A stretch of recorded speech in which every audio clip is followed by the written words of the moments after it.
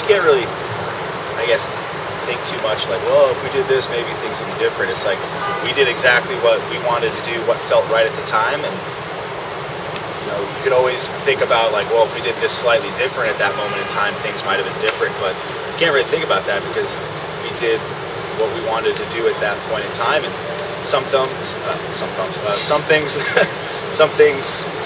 at different moments in time connect with people in different ways. And there's been some records that we've put out that when we put them out, people loved them, but then now it's like years later, there's like a totally different perspective on that record. Like Shogun, everyone talk about how that's their favorite album, or like it really is like this moment where it's like, man, that was just like a masterpiece. But it's like when it came out, you didn't really get a whole lot of that. It was kind of like some stuff like grows, and the appreciation grows over time once people, I guess, really digest the record over time. So everything's worked up to this point. So everything's had its purpose and its place in our history. That it's there's nothing that we would go back and drastically alter anything or anything like that. Massively, that's entirely what this record is about. This record is all about channeling all the negative aspects of life into something other than yourself or those around you. It's all about tackling head-on the issues that you have with life, tackling head-on issues of discrimination, issues of human-on-human violence. Vengeance Falls is a very angry record. It's one that calls for the retribution to fall upon all those who deserve it. And those who deserve it are the ones that feel like they can hurt other human lives, whether justified or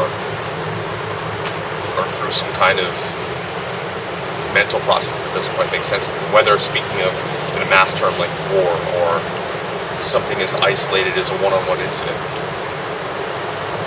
Thanks to metal, thanks to honest styles of music that truly channel that, I think people can see they're not the only ones that deal with those feelings. For me, a lot of styles of music that are just all about, life is a nightclub and let's get drunk and everything is good and everything is happy. That's not the way it is. And I'm not saying that we need to all concentrate on the fact that life is a negative place, but it's important to address that so that way you're not burying it, so you're not harboring on to negative energies. It's all about getting it out into a style of creativity, whether music or poetry or writing words or a hobby or a skill. Something needs to have that channel. You need to put the negativity into something, creating something positive versus hurting yourself and those around you. I think metal is the best style.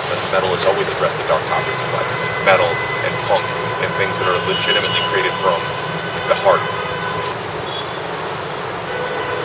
Badass motherfuckers.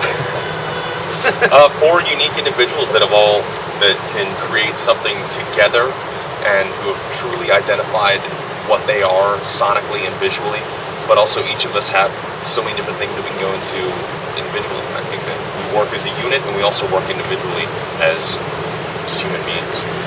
Each guy is comprised of interests that make them something entirely their own.